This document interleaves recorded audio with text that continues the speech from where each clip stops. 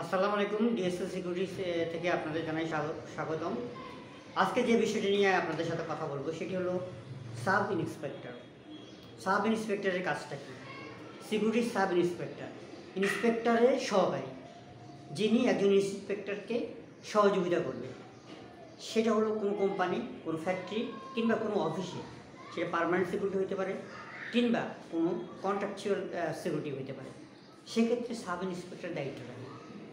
এই sub inspector কী কাজ করবে সেটাও জানার বিষয় রয়ে গেছে। সে যদি তার দায়িত্ব সম্পর্কে না জানে তাহলে সে কীভাবে কাজ করবে? সেই জন্য SAP 301-এ পরিষ্কারভাবে দেওয়া আছে যে একজন সাব ইন্সপেক্টর কী রকম কাজ করবে।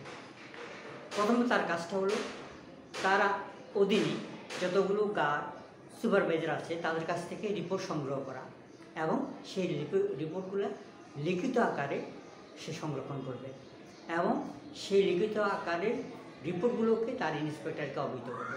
ইন্সপেক্টর তার যে ঊর্ধ্বতন কর্মকর্তা রয়ে গেছে, যেমন সিকিউরিটি কোঅর্ডিনেটর হতে পারে, সিকিউরিটি ম্যানেজার হতে পারে বা অ্যাডমিন অফিসার, যেভাবে সমন্বয় করে থাকে তাকে ইনফর্ম করবে এবং সেটা অবশ্যই লিখিত আকারে।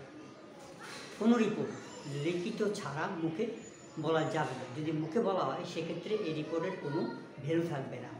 অবশ্যই যে কোনো রিপোর্টই হোক না কেন সেই রিপোর্টগুলোকে লিখিত আকারে দিতে হবে। যদি সম্ভব হয় সেটা মেল আকারে দেওয়া উত্তম। যদি মেলের ব্যবস্থা না থাকে সেক্ষেত্রে অবশ্যই কোনো রেজিস্টারে অথবা কোনো কাগজে লিখে সেটা ঊর্ধ্বতন কর্মকর্তাকে জানাইতে হবে। এখন সাব ইন্সপেক্টরের এই রিপোর্টগুলো আবার রিপোর্টের কোনো রিমার্কস আছে কিনা, রিপোর্টের মধ্যে কোনো কিছু হাইলাইট করা আছে কিনা, রিপোর্টের মধ্যে কী কী নির্দেশনা দেওয়া হয়েছে বা কী কী জিনিস আপনাকে ফলো করার জন্য বলা হয়েছে, সেই জিনিসগুলো অবশ্যই একজন সাব ইন্সপেক্টর আবার পর্যবেক্ষণ করবেন। পর্যবেক্ষণ করে যদি দেখা যায় যে না একটা স্টেপ, সাব ইন্সপেক্টর ওই রিপোর্টগুলো কী করবে, সংরক্ষণ করবে এবং এই রিপোর্টগুলোর মধ্যে কী ধরনের নির্দেশনা দেওয়া আছে, কী ধরনের ইনস্ট্রাকশন দেওয়া আছে, সেই ইনস্ট্রাকশনগুলো সে আবার অ্যাপ্লাই করবে। ধরুন কোনো ইনস্ট্রাকশন আছে যে এই লোক আর এই PBS-এ ঢুকতে পারবে না, সেটা সে ফলো করবে এবং ট্যাগিং করবে যে হ্যাঁ এই নির্দেশ দেওয়া আছে, সেই নির্দেশ অনুযায়ী সেই কার্যক্রম পরিচালনা করবে। আরেকটা জিনিস খেয়াল রাখতে হবে, সেই নির্দেশনা কি সঠিকভাবে পালন করছে কি না বা সেটাকে সঠিকভাবে কার্যক্রম শুরু হয়েছে কি না সেটিও সে লিখিত আকারে রাখবে। অবশ্যই যদি লিখিত আকারে না রাখে সেক্ষেত্রে দেখা যাবে যে কার্যক্রমগুলো পরিচালনার ক্ষেত্রে আবার ব্যাহত হচ্ছে। সর্বোপরি দিনের শেষে সব রিপোর্টগুলো আবার ইন্সপেক্টর সাহেবকে ইনফর্ম করবে। ইন্সপেক্টর সাহেব তার সিকিউরিটি কোঅর্ডিনেটর, ম্যানেজার বা অ্যাডমিন অফিসার যেই দায়িত্ব থাকে না কেন তাকে অবহিত করবে। যদি অবহিত না করে সেক্ষেত্রে কী হবে, এই যে চেন অফ কমান্ড, কাজের যে চেনটা রয়েছে সেটা কোথাও না কোথাও ব্রেকডাউন হবে।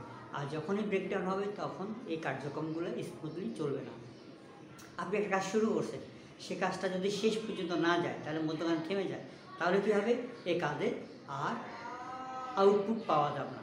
এই আউটপুট পাওয়ার জন্য যে বিষয়টার উপর লক্ষ্য রাখতে হয়, যে কাজটা শুরু করলাম কাজটা শেষ হয়েছে কিনা, শেষ হলে সেই কাজটা কত পার্সেন্ট সম্পূর্ণ হয়েছে, 10%, 20% নাকি এটা 100%, সেটা অবশ্যই ফিডব্যাক নিতে হবে। যদি ফিডব্যাক না নেয় এই কার্যক্রমগুলো আপনার সম্পূর্ণ হবে না।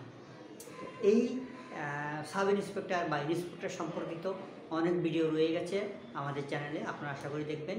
আর যারা সাবস্ক্রাইব করেন অবশ্যই একটু সাবস্ক্রাইব করবেন আর লাইক দিবেন এবং বেল আইকনটা অন করে রাখবেন যাতে নতুন নতুন ভিডিওগুলো আপনারা সহজে পেতে পারেন। আজ এই পর্যন্ত, পরবর্তী ভিডিওতে আবার দেখা।